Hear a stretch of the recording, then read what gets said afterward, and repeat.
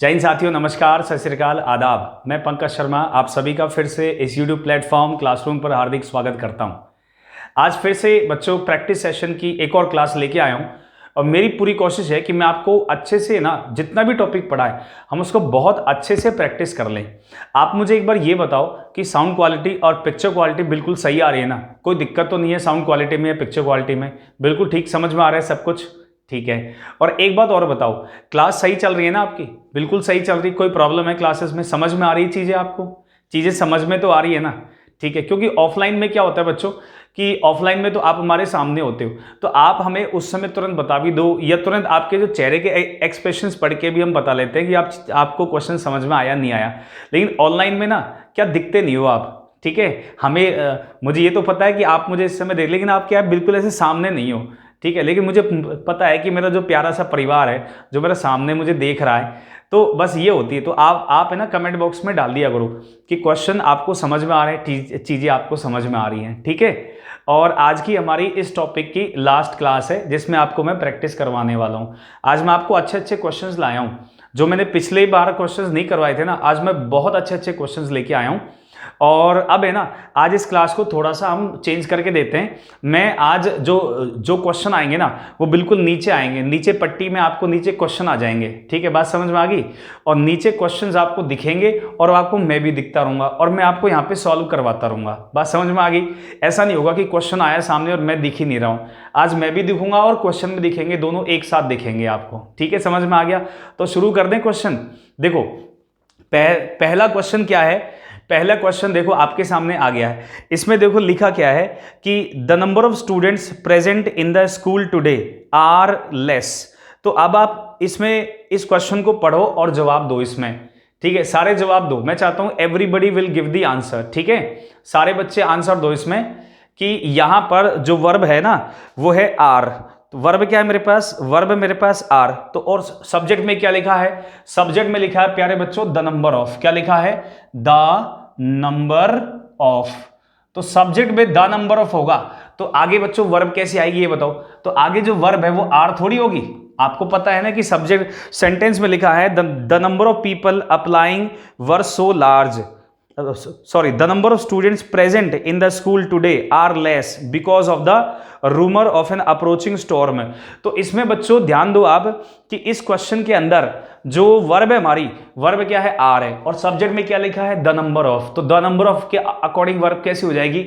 Verb हो जाएगी singular, is हो जाएगी। सबको समझ में आ गया? ये क्वेश्चन सबको एक्सप्लेन करके मैंने समझा दिया। ठीक है, अब जरा एक और क्वेश्चन कर लेते हैं। अगले क्वेश्चन में लिखा है 1/3 of the work, 1/3 of the work have been finished. अब आप इस क्वेश्चन को समझना कि सेंटेंस में लिखा क्या है। 1/3 लिखा है सेंटेंस में, ठीक है, और उसके बाद क्या लिखा है? द वर्क, और उसके बाद वर्ब क्या है मेरे पास? हैव। तो एक चीज मुझे ये बताओ कि 1/3 के बाद में जैसी नाउन आती है वैसी वर्ब लगाते हैं ना भाई? जैसी नाउन आएगी वैसी ही तो वर्ब लगाएंगे। बात समझ में आ गई? तो 1/3 ऑफ के बाद वर्क कैसी नाउन है? अनकाउंटेबल नाउन है। तो यहां पर हैव क्या कर देंगे हम? हैज कर देंगे। चीजें समझ में आ रही हैं? चीजों को अच्छे से समझो और अच्छे से मैं आपको एक्सप्लेन करने की कोशिश करूंगा क्वेश्चंस को। ठीक है, नाउ अब एक चीज और समझना आप कि यहां पर कि एक तो हो गया द नंबर ऑफ और एक 1/3, ये बहुत इंपॉर्टेंट क्वेश्चंस हैं। अब जरा एक और क्वेश्चन देखो आ गया। बताओ इसमें कहां एरर है? बताओ इसमें कहां एरर है? सोचो समझो क्वेश्चन को। ठीक है, सोचो समझो क्वेश्चन को, समझिए अच्छे से, फिर मैं ये क्वेश्चन करवाता हूं। सेंटेंस में लिखा है एनी ऑफ दीज ब्रांचेस। अब देखो सेंटेंस में क्या लिखा है? एनी ऑफ दीज ब्रांचेस लिखा है ना सेंटेंस में। और आगे मेरे पास वर्ब क्या है? मेरे पास वर्ब है इसमें any of these branches do मेरे पास वर्ब आ गई। अब मुझे ये बताओ कि any of these branches, subject में अगर एनी ऑफ आएगा, क्या आएगा? Any of. तो आगे हम वर्ब डू लगाएंगे या डज? आगे लगाएंगे डज। बच्चों ध्यान रखना हमेशा, सब्जेक्ट में अगर एनी ऑफ आ जाएगा तो हम वर्ब कैसे लगाएंगे? वर्ब लगाएंगे सिंगुलर। बात समझ में आ गई? अब जरा एक और क्वेश्चन कर लेते हैं। देखो आपकी स्क्रीन पे आ गया है। बताओ इसमें कहां एरर है? सेंटेंस में लिखा है ही वाज क्वाइट श्योर। बच्चों ये सेंटेंस इंप्रूवमेंट का क्वेश्चन है। He was quite sure that none of them were aware of the truth. अब बताओ इसमें से कौन सा ऑप्शन होगा? अंडरलाइन पार्ट क्या है? वर aware of, were aware of, इसको किया हुआ है अंडरलाइन, ठीक है, इसको किया हुआ है अंडरलाइन। और उससे पहले क्या लिखा है? None of them. ये नन ऑफ देम मैं आपको पढ़ा चुका हूं ना, क्या मैं आपको नन ऑफ देम एक्सप्लेन कर चुका हूं? बिल्कुल कर चुका हूं। नन ऑफ देम के बाद में वर्ब कैसी आती है भाई? सिंगुलर भी आती है और प्लूरल भी आती है, दोनों टाइप की वर्ब आती है ना, सिंगुलर भी आती है और प्लूरल भी आती है। तो यहां पे नन ऑफ देम के बाद वर्ब क्या है? बिल्कुल सही है, इसमें कोई दिक्कत ही नहीं है भाई। नन ऑफ देम के बाद में आप वर्ब सिंगुलर भी लगा सकते हो और आप वर्ब कैसे लगा सकते हो? आप वर्ब प्लूरल भी लगा सकते हो, ठीक है। अब जरा देखो, एक और क्वेश्चन आए, इसमें बताओ इसमें कहां एरर है? सोचो समझो क्वेश्चन को, ठीक है, क्वेश्चन को समझो और आंसर दो, सोच समझ के जवाब दो इसका, सोच समझ के आंसर दो और समझो क्वेश्चन में कहां एरर हो सकती है। ओके, आज मैं भी दिख रहा हूं और आपको क्वेश्चन भी दिख रहे हैं। मेरी पूरी कोशिश ये है कि आपको ना क्वेश्चन अच्छे से समझ में आए और क्वेश्चन अच्छे से नजर भी आए आपको, ठीक है, क्वेश्चन अच्छे समझ में भी आए और क्वेश्चन आपको देखो, इसमें लिखा है most of the basic facilities in this hospital, most of the basic facilities in the hospital, ठीक है। तो इसमें most of the basic facilities, आप इस क्वेश्चन को समझना और बताना कहां आंसर है। देखो इसमें मोस्ट ऑफ आपको पढ़ाया था मैंने कि मोस्ट ऑफ के बाद में जैसी नाउन आएगी हम वैसी वर्ब लगा देंगे, जैसी नाउन वैसी वर्ब आ जाएगी। तो मोस्ट ऑफ के बाद नाउन कैसी है? प्लूरल है, तो आगे वर्ब कैसी होनी चाहिए? प्लूरल होनी चाहिए। इसमें ऑप्शन में देखो क्या क्या दिए हुए हैं, इसमें दिया हुआ in this hospital being, in this hospital being, अब इसको अंडरलाइन किया हुआ है, ठीक है, इसको किया हुआ है अंडरलाइन, इसको अंडरलाइन किया हुआ है। एक चीज मैं आपको बता दूं कि जो बीइंग है ना, यहां पर जो सब्जेक्ट है मोस्ट ऑफ और आगे वर्ब है मेरे पास बीइंग, ये वर्ब है मेरे पास, तो बीइंग को कभी भी सब्जेक्ट में यूज नहीं कर सकते। जैसे कि मान लो कोई सब्जेक्ट आ गया और उसके बाद में वर्ब के रूप में बीइंग लगा दिया, तो कभी बीइंग वर्ब के रूप में नहीं आती। नेवर यूज वर्ब बीइंग के रूप में, कभी मत लगाना इसको, नेवर यूज इट, ठीक है। जैसे आपको पता है बी एक वर्ब होती है जिसकी फर्स्ट फॉर्म होती है इज एम आर और सेकेंड फॉर्म होती है वाज और वर और थर्ड फॉर्म होती है इसकी बीन और चौथी फॉर्म होती है बीइंग। तो ये जो बीइंग है इसको कभी भी सब्जेक्ट की वर्ब नहीं बनाते, बात समझ में आ गई?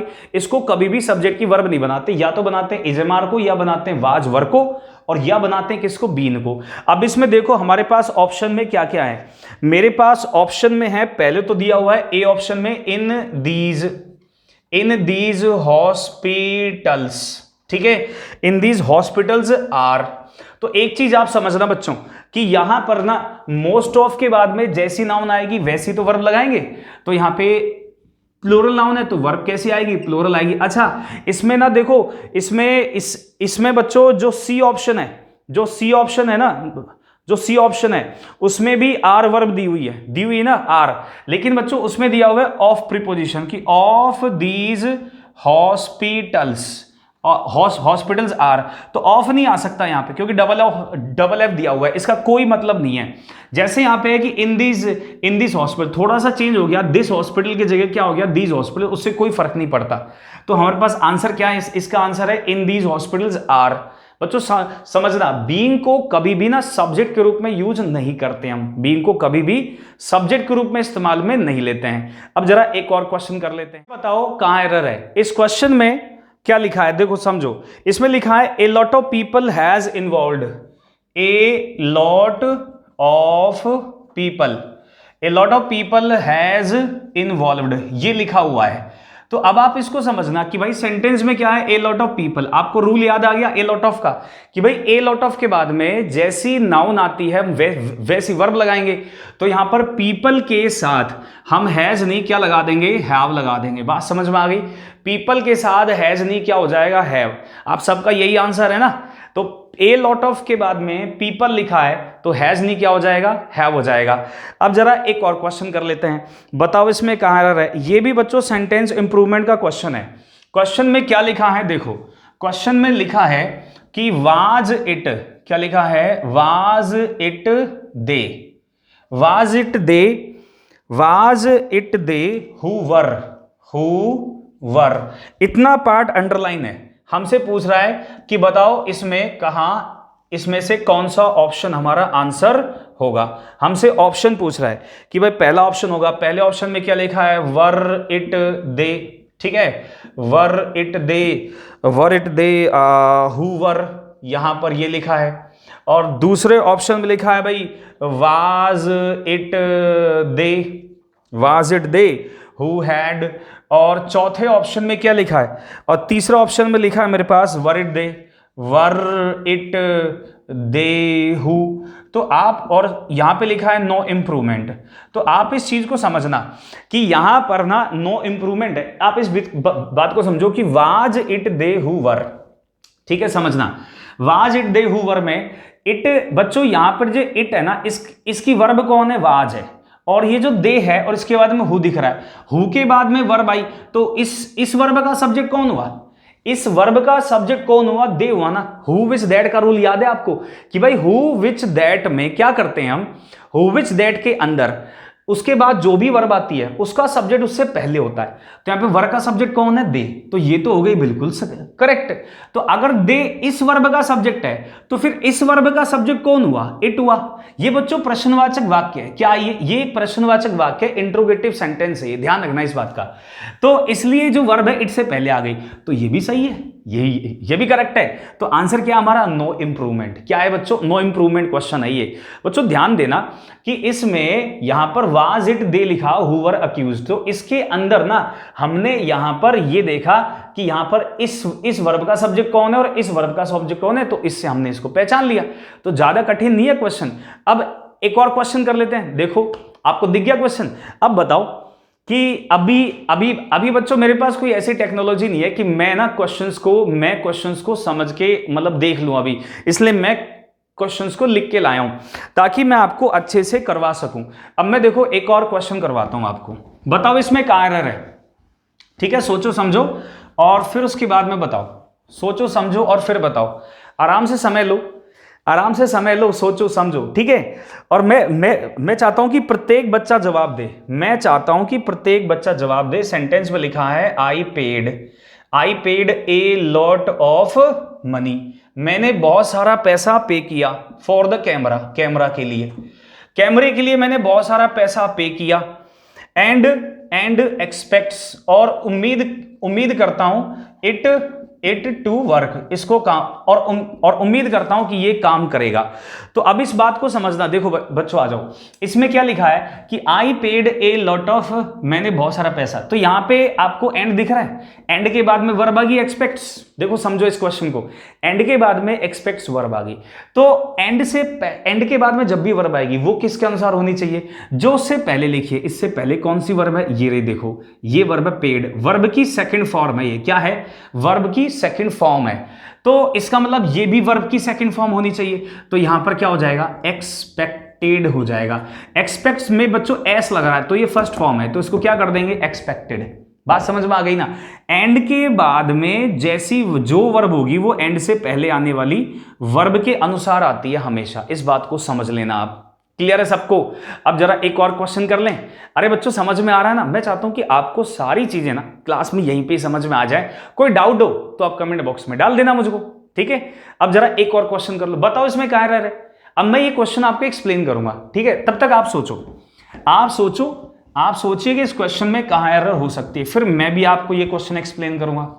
आप सोचिए इस क्वेश्चन में कहां एरर हो सकती है, फिर मैं ये आपको एक्सप्लेन करूंगा। इस क्वेश्चन में लिखा है टेकिंग रेगुलर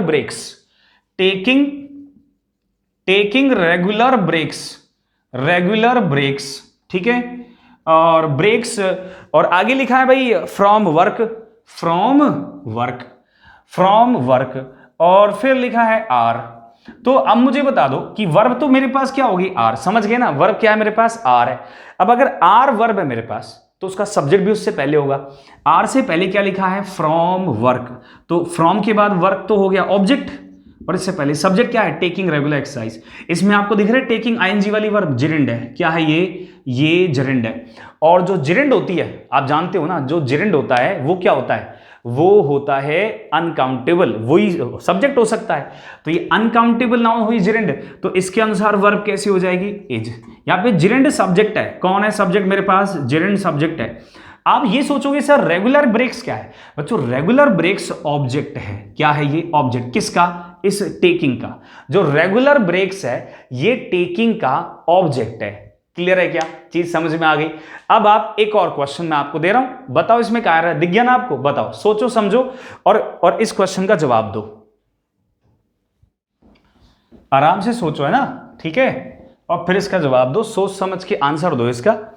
आपको मैं चाहता हूं कि आप ना देखो, इस सेंटेंस के सब्जेक्ट में लिखा क्या है? इसमें लिखा है ए शार्प फॉल। ठीक है, इसके बाद में इन प्रीपोजिशन आ गया। अब प्रीपोजिशन के बाद जो भी आएगा वो क्या होगा? ऑब्जेक्ट होगा। भाई प्रीपोजिशन के बाद जो भी आता है वो ऑब्जेक्ट है। क्या लिखा है इसमें? इसमें लिखा है इंटरनेशनल प्राइस ऑफ टी। अब जो इंटरनेशनल प्राइस ऑफ टी है ना, ये पूरा ऑब्जेक्ट है। इंटरनेशनल प्राइस ऑफ टी पूरा क्या है? ऑब्जेक्ट है। और उसके बाद में वर्ब क्या आ गई? उसके बाद में वर्ब आ गई हैव लेड। क्या आ गई बच्चों?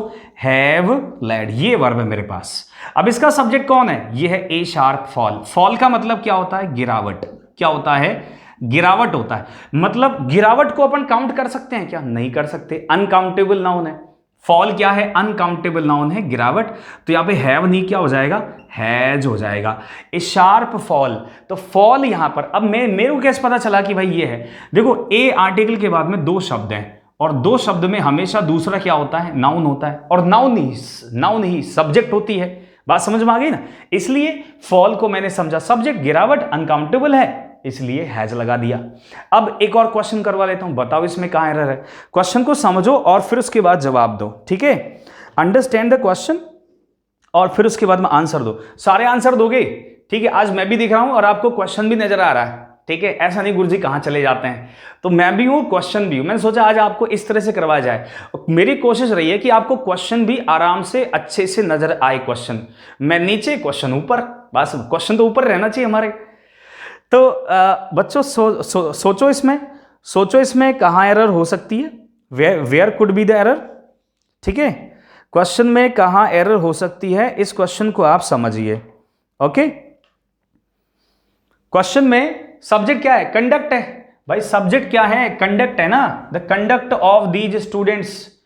द कंडक्ट यहां पर सब्जेक्ट है। द कंडक्ट के बाद में ऑफ है, तो इसके बाद में जो भी लिखा है दीज स्टूडेंट्स क्या हो जाएगा? ऑब्जेक्ट हो जाएगा। और मेरे पास वर्ब क्या है? वर्ब है मेरे पास, वर। ये वर्ब है। अब ये जो वर्ब है और सब्जेक्ट क्या है मेरे पास? कंडक्ट। इसका मतलब होता है आचरण। क्या होता है? आचरण या फिर व्यवहार। तो आचरण व्यवहार क्या कहलाएगा? अनकाउंटेबल कहलाएगा। अनकाउंटेबल नाउन कहलाएगा, जिसको अपन गिन नहीं सकते। अगर ये अनकाउंटेबल हुआ तो फिर वर्ब कैसी हो जाएगी? सिंगुलर हो जाएगी। तो यहां पे वर्ब नहीं, क्या कर देंगे? वाज। बहुत सिंपल सा क्वेश्चन है, कुछ भी नहीं है। आपने कंडक्ट को देखना था, सब्जेक्ट को देखना था, और वर्ब अपने आप समझ में आ गई आपको। अब जरा मैं आपको एक और क्वेश्चन करवा देता हूं। देखो, बताओ इसमें कहां एरर है, फिर मैं एक क्वेश्चन आपको एक्सप्लेन करूंगा। क्वेश्चन में लिखा है ट्रूथ एंड नॉन वायलेंस। क्या लिखा है बच्चों? ट्रूथ का मतलब क्या होता है? ट्रूथ का मतलब होता है सत्य। एंड नॉन वायलेंस का मतलब क्या होता है? अहिंसा। नॉन वायलेंस का मतलब क्या है? अहिंसा। Truth and non violence is, और आगे लिखा है is the essence of Jainism, कि जो जैनिज्म है उनका सार है ये। तो आप मुझे ये बताओ, ट्रूथ यानी सच और अहिंसा दोनों को बच्चों एक ही मानना है। सच और अहिंसा को हमेशा एक ही मान के चलना है। तो यहाँ पे जो वर्ब है ना, ये बिल्कुल सही है, इसमें कोई एरर नहीं है, बिल्कुल करेक्ट है। इस सेंटेंस में कोई एरर नहीं है। बात समझ में आ गई? क्योंकि ट्रूथ और नॉन वायलेंस को हमने क्या माना है? एक ही मान के चल रहे हैं, एक ही। तो इसलिए यहाँ पे वर्ब क्या है? सिंगुलर ही आएगी, इसमें कोई प्रॉब्लम नहीं है, कोई एरर नहीं है। अब एक और क्वेश्चन कर लें, देखो इसमें, फिर मैं एक क्वेश्चन आपको एक्सप्लेन करूंगा। ठीक है, आज है ना, आज आप भी दिख रहे हो मुझे। ठीक है, आज आप भी मुझे नजर आ रहे हो और मैं भी आपको नजर आ रहा हूं। ऐसा नहीं गुरुजी कहां चले जाते, मेरा ध्यान है तुम पे। ठीक है, पहले क्या स्क्रीन आ जाती थी और फिर गायब इधर उधर। अब मेरा ध्यान है तुम सामने बैठे हो कि नहीं बैठे हो। सोचो इसके बारे में, सोचो क्या लिखा है? ऑनर एंड ग्लोरी, है ना। अब ऑनर एंड ग्लोरी सब्जेक्ट में होगा तो बताओ फिर वर्ब कैसी आएगी? सिंगुलर ही आएगी। शाबाश, बहुत बढ़िया भाई। ऑनर ग्लोरी अगर सब्जेक्ट में होगा तो वर्ब कैसी होगी? सिंगुलर। तो यहां पे is a brave soldiers reward. तो यहां पर बच्चों ऑनर एंड ग्लोरी सब्जेक्ट में आएगा ना, सम्मान और ग्लोरी। तो यहां पे वर्ब कैसी आएगी? बिल्कुल सही है, इसमें भी सही है। Truth and non violence, honour and glory, ये दोनों जब भी सब्जेक्ट में आएंगे तो इनके साथ वर्ब कैसे लगानी है, सिंगुलर। याद आ गया, ब्रेड एंड बटर याद आ गया ना, सेवन सब्सटेंस याद आ गया, वो क्या नाम, fish and chips, drinking and driving, ये सब करवाए थे मैंने आपको। ऐसे जो भी सब्जेक्ट आए इनके साथ क्या लगानी है, वर्ब सिंगुलर लगानी है। अब मैं आपको एक और क्वेश्चन करवा दूं, देखो जरा, बताओ इसमें कहां एरर है। इसमें लिखा है she and not her parents are guilty. इसमें लिखा है she and not her parents are guilty. अब मुझे ये बता दो कि भाई जो शी एंड नॉट, ये एंड नॉट पढ़ाया था मैंने आपको, अरे पढ़ाया था ना, याद आ रहा है। एंड नोट मैं आपको ऑलरेडी पढ़ा चुका हूं, मैंने बताया एंड नोट से पहले जो भी होगा उसके अकॉर्डिंग वर्ब लगाएंगे। तो इसके अकॉर्डिंग नहीं आएगा, जो भी इससे पहले क्या लिखा है, शी लिखा है, तो शी के अनुसार आर नहीं क्या हो जाएगा, इज हो जाएगा। अरे क्वेश्चन समझ में आ रहा है आज, बहुत बढ़िया। एक टॉपिक रट गया हमको, क्या हो गया, रट चुका है। अब जरा एक और बताओ इसमें कहां एरर है, बताओ बताओ बताओ बताओ इसमें कहां एरर है। इसमें क्या लिखा है, देखो इसमें लिखा है कि the amount of money are, ठीक है, the amount of money, the amount of money are, ये वर्ब है मेरे पास। अब बच्चों अमाउंट क्या होता है, अनकाउंटेबल होता है बच्चों, ध्यान रखना। ऑफ मनी, सब्जेक्ट क्या है इसमें, अकाउंट है। ऑफ मनी, मनी तो क्या हो गया, ऑब्जेक्ट हो गया, तो सब्जेक्ट क्या है मेरे पास, अमाउंट है। अब अमाउंट अनकाउंटेबल है तो वर्ब कैसी हो जाएगी, सिंगुलर हो जाएगी। बस कुछ ज्यादा कुछ खास नहीं है इसमें, वर्ब क्या हो जाएगी, सिंगुलर हो जाएगी। और आज बच्चों मैं आपको दिख भी रहा हूं और आपको क्वेश्चन भी सॉल्व हो रहे हैं। मैं क्या साथ साथ मैंने सोचा चलो आज है ना आपको मैं देखता भी रहूंगा, आप मुझे भी देखते रहोगे और क्वेश्चन सॉल्व भी होते रहेंगे। अब जरा एक और अब इस क्वेश्चन को करो सॉल्व, ठीक है। बताओ इसमें कहां एरर है, बताओ बताओ। इसमें लिखा है there appears a number of problems, there appears, ठीक है, there appears a number of problems, ठीक है। बस समझ में आ गया होगा, इतना सही समझने की देरी है बस। देखो देयर से सेंटेंस शुरू हो रहा है ना, तो बताओ इसमें फिर वर्ब कैसी होगी, बताओ बताओ बताओ, जल्दी जल्दी सब बताओगे सारे बताओ, ठीक है। मैं चाहता हूं कि सारे बच्चे आंसर दें, शाबाश शाबाश, दो, ठीक है, बहुत बढ़िया कर रहे हो। I am really proud of you guys, मुझे तुम पे गर्व है, क्योंकि ये टॉपिक तुमने बिल्कुल घोट के पी लिया है, बिल्कुल ऐसे पी लिया तुमने इसको। अब और इसको ना पी के तुम हजम भी कर चुके हो, पी के तुमने इसको हजम भी कर दिया। अब देखो इसमें देयर के बाद में वर्ब आई अपीयर्स और पीछे क्या लिखा है, ए नंबर ऑफ प्रॉब्लम्स। अब ए नंबर ऑफ पता है ना आपको कि ए नंबर ऑफ के साथ वर्ब कैसे लगाते हैं, प्लूरल लगाते हैं। और देयर से जब सेंटेंस शुरू हो तो वर्ब का सब्जेक्ट कहां होता है, उसके पीछे होता है। तो यहां ए नंबर ऑफ लिखा है तो इसके अकॉर्डिंग वर्ब कैसी हो जाएगी, प्लूरल हो जाएगी। तो अपीयर्स नहीं क्या होगा, अपीयर हो जाएगा, क्या हो जाएगा, अपीयर, प्लूरल। एस हटा देंगे क्योंकि एस लगने पर वर्ब बनती है सिंगुलर और एस हटने पर वर्ब बनती है प्लूरल। एक और क्वेश्चन करवा दूं, देखो जरा, अब इसका जवाब दो, बताओ अब अगले सवाल का। इसमें क्या लिखा है, इसमें लिखा है भाई, इसमें लिखा है कि the scenery of Jaipur has enchanted us, the scenery of Jaipur has and. अब बच्चों इसमें सब्जेक्ट क्या है, सीनरी है। बच्चों सीनरी का मतलब होता है प्राकृतिक दृश्य, क्या होता है, प्राकृतिक दृश्य। और इसके अकॉर्डिंग फिर वर्ब कैसी हो जाएगी, बताओ बच्चों। ये सीनरी है ना, ये अनकाउंटेबल नाउन है। कैसी नाउन है, अनकाउंटेबल। अच्छा एक चीज आप नोटिस कर रहे हो कि जो सब्जेक्ट में ना अनकाउंटेबल नाउन के क्वेश्चन ज्यादा आ रहे हैं, सब्जेक्ट में अनकाउंटेबल वो वाले क्वेश्चन ज्यादा हैं, नोटिस किया आपने, बहुत इंपॉर्टेंट है ये चीज। तो the scenery of Jaipur has enchanted, तो बच्चों सीनरी क्या है, अनकाउंटेबल, तो वर्ब क्या है, बिल्कुल करेक्ट है, नो एरर। क्वेश्चन क्या है, नो एरर, इसमें कोई भी एरर नहीं है, ठीक है ना। मैक्सिमम क्वेश्चन अनकाउंटेबल नाउन के आएंगे, क्यों आते बता देता हूं।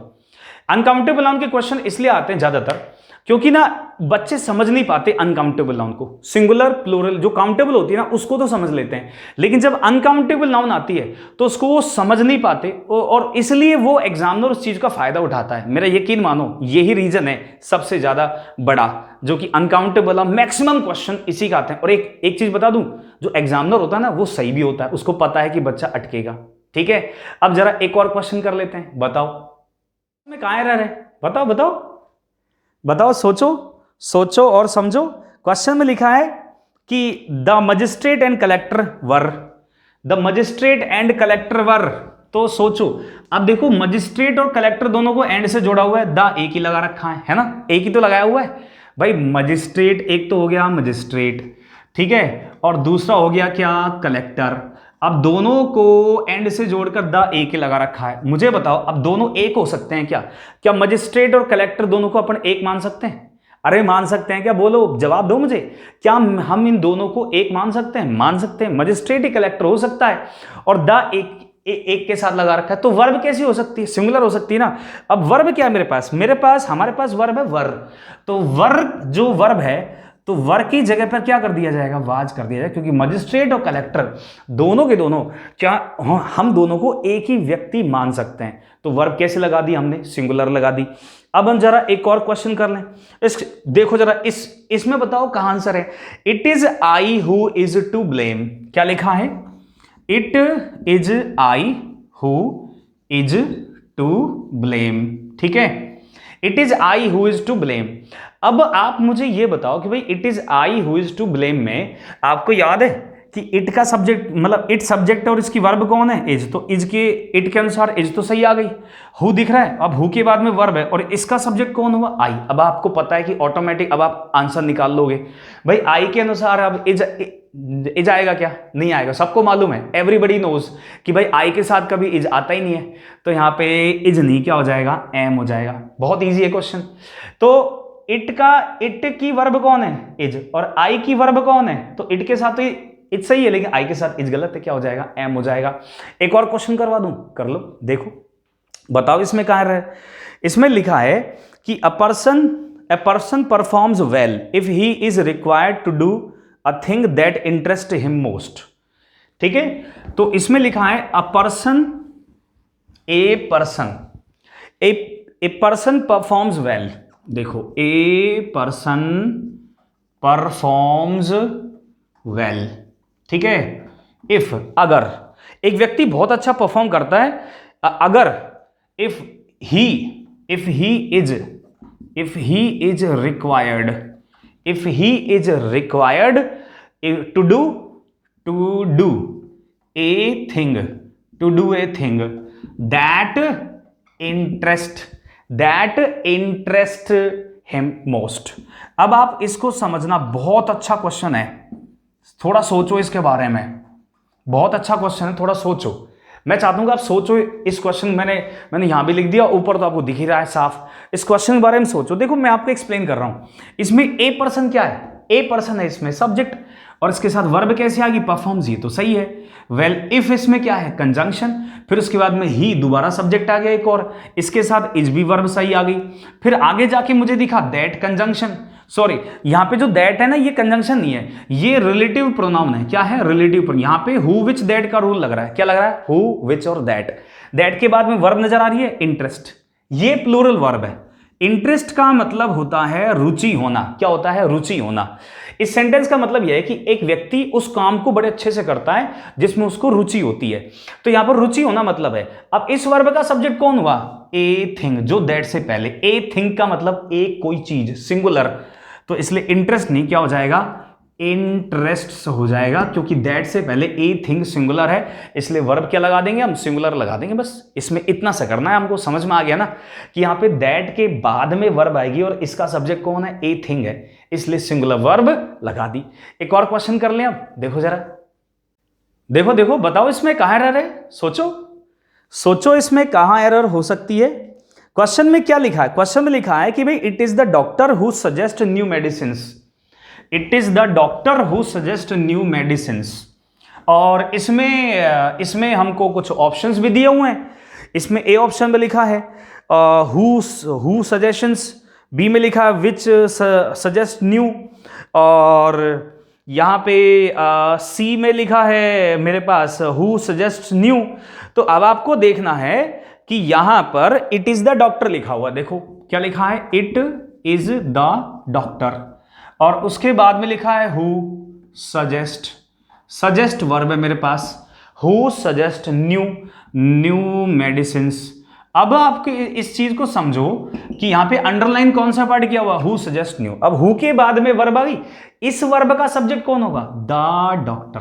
It is the doctor. Doctor क्या है यहां पर? सिंगुलर है, तो हु के बाद में वर्ब कैसी हो जाएगी बच्चों? सिंगुलर ही हो जाएगी। तो यहां पे सजेस्ट नहीं, क्या हो जाएगा? सजेस्ट हो जाएगा। तो इस हिसाब से हमारा ऑप्शन कौन सा हुआ? हमारा ऑप्शन है आंसर सी आंसर है हमारा, क्योंकि इसमें लिखा है हु सजेस्ट न्यू।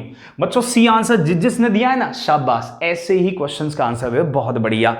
ठीक है, अब जरा एक और क्वेश्चन कर लें। आज मैं आपको बहुत सारे क्वेश्चन करवाने वाला हूं बच्चों, चिंता मत करो आप। ठीक है, बहुत सारे क्वेश्चन करेंगे। अगला क्वेश्चन देखो क्या है। Our thanks goes to the workers. Our thanks goes to the workers, बताओ इसमें क्या है? गोज टू, आगे की चीजें देखेंगे अपन। सब्जेक्ट क्या है इसमें? Our thanks. याद है मैंने आपको परसों की क्लास जो मैंने ली थी उसमें मैंने आपको रूल पढ़ाए थे, कुछ प्लूरल नाउन बताई थी, जैसे thank, jeans, pants, trouser, savings और ये सब नाउन। उसमें थैंक्स भी था। थैंक्स का मतलब होता है धन्यवाद, ये प्लूरल नाउन है। तो इसके साथ वर्ब कैसी हो जाएगी? वर्ब हो जाएगी प्लूरल। तो गोज नहीं, क्या हो जाएगा? गो हो जाएगा। बस इतना सा करना है, बहुत सिंपल है।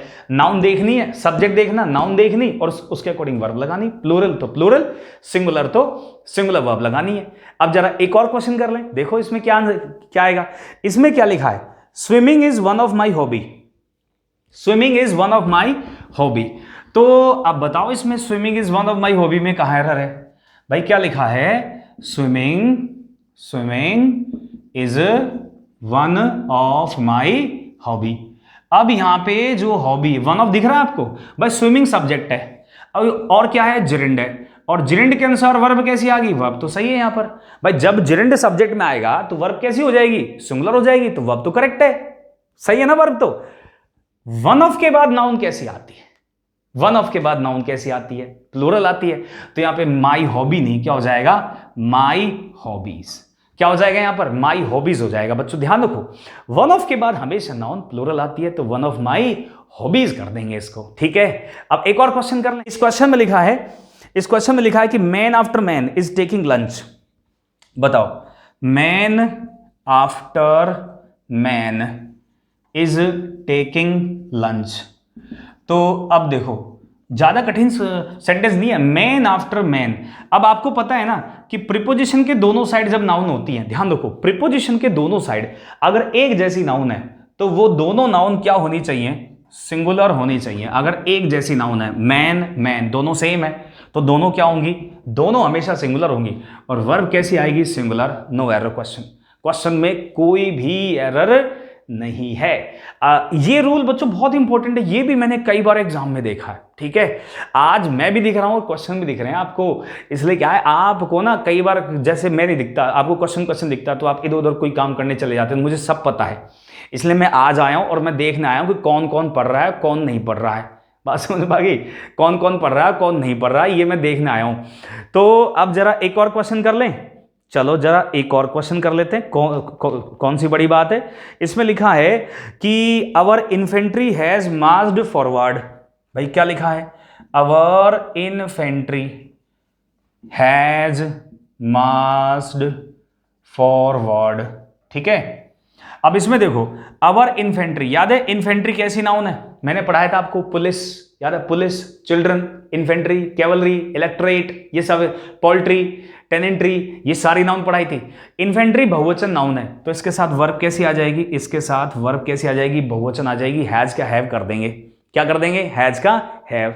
एक और क्वेश्चन कर लेते, आज इतने सारे क्वेश्चन करवा दूंगा। देखो जरा, आ गया? अब बताओ इसमें कहां रह रहे?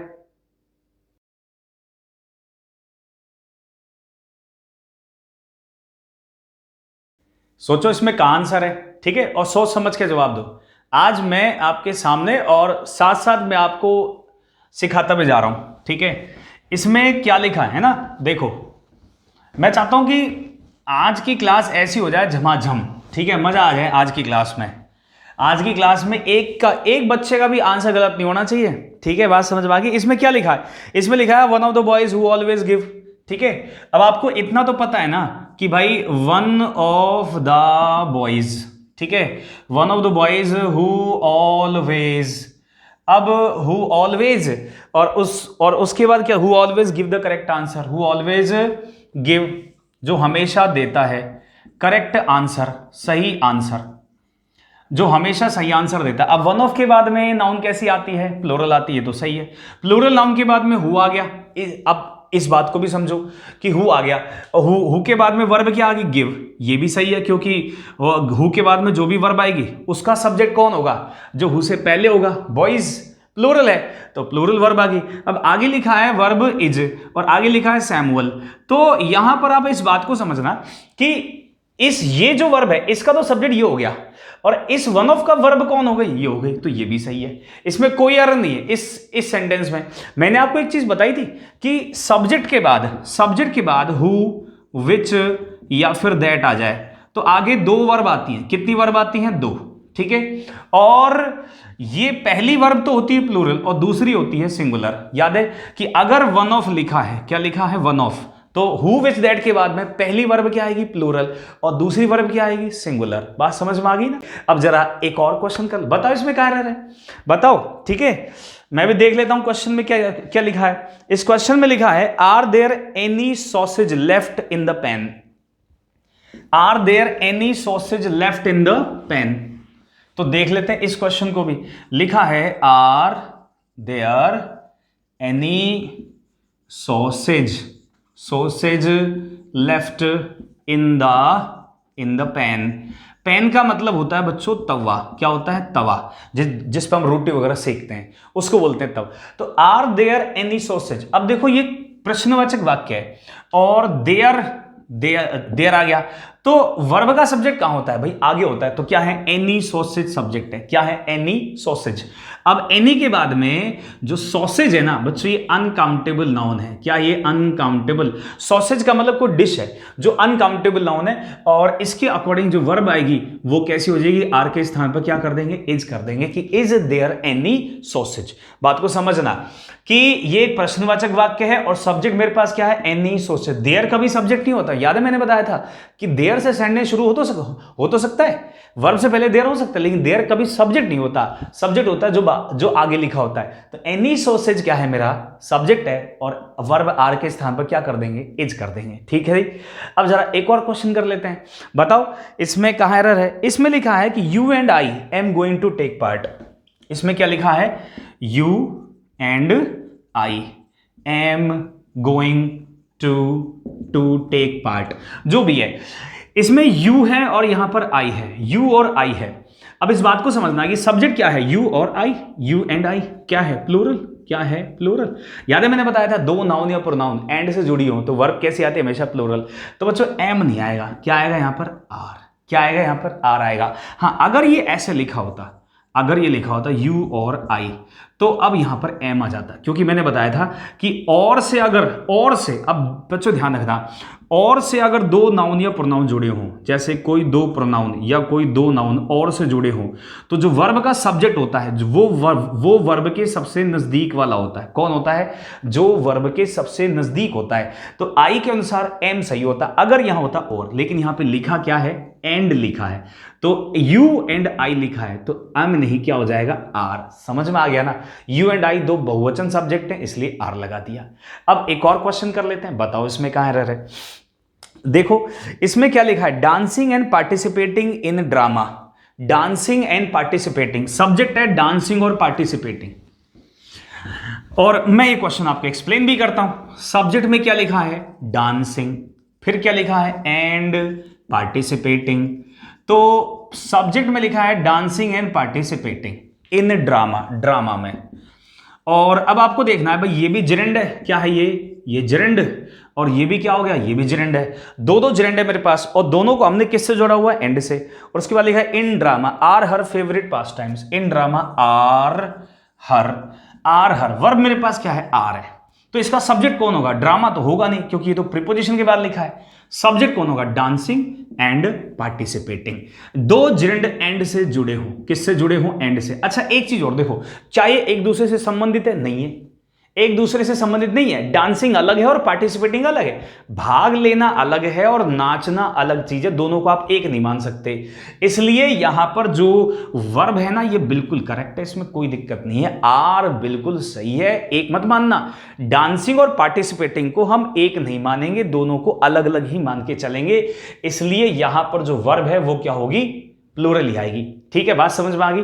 तो आज मैंने आपको बच्चों इतने सारे क्वेश्चंस करवाए, we have done so many questions, इतने सारे क्वेश्चंस कर लिए हैं। और आज की मेरी स्ट्रेटजी ये रही कि मैं आपके सामने बातें भी करता रहूं और आपके सामने क्या क्वेश्चंस भी आते रहें, जिससे आपको मैं समझाता भी रहूं साथ साथ और आप चीजों को समझते भी रहो। ठीक है, तो मेरी बच्चों आपके पास मैं आपसे एक चीज कहना चाहता हूं, आपके पास जो भी बुक है आपके पास इंग्लिश की, आप ना उसमें से प्रैक्टिस करते रहो। बस जितना ज्यादा प्रैक्टिस करो, ये नहीं कि बस यही खत्म हो गया, और प्रैक्टिस करो। जितना ज्यादा प्रैक्टिस करोगे उतना ही ज्यादा निखार आएगा। लेकिन मुझे अब इतना पता है कि इस क्लास को फिनिश होने के बाद में मेरे जो ये शेरनी है ना, इनको कभी भी, मेरे जो रसगुल्ले हैं ना, इनको कभी भी, आपको कभी भी इस टॉपिक में तो कभी कोई प्रॉब्लम नहीं आने वाली। अगर आपने ये पूरी क्लास रेगुलर ली है, शुरू से लेकर अब तक रेगुलर रहे हो ना, आपको कोई प्रॉब्लम ही नहीं आएगी। तो चलो फिर इसी क्लास के इसी नोट के साथ इस टॉपिक को और इस क्लास को आज यहीं एंड करते हैं। Guys thank you so much, आपको ये पूरा चैप्टर देखने के लिए थैंक यू सो मच। और मैंने पूरी कोशिश की आपको सब कुछ देने की। बाकी देखो ऊपर वाले के ऊपर है, बाकी मैंने अपनी तरफ से कोई मेहनत में कसर नहीं छोड़ी है। ठीक है, तो अब मैं ना अगला टॉपिक शुरू करेंगे। अगला टॉपिक हमारा टेंस। ठीक है बच्चों, मैं चाहता हूं कि उसमें अब तक जो मैं कहता रहा था कि 100 बच्चे होने चाहिए क्लास में, तो उस क्लास में आपको 100 स्टूडेंट्स करने हैं। कितने करने हैं? 100 स्टूडेंट्स करने हैं टेंस वाली क्लास में, क्योंकि वो हल्का फुल्का सब्जेक्ट नहीं है, हल्का फुल्का टॉपिक नहीं है, बहुत भारी टॉपिक है। तो उसके अंदर 100 स्टूडेंट्स होंगे, तो शानदार क्लास चलाएंगे। मंडे से चालू हो जाएगा हमारा टेंस। ठीक है, चलो इसी क्लास के साथ क्लास को फिनिश करते हैं, मिलते हैं अगले सेशन में नए टॉपिक के साथ। Guys bye bye.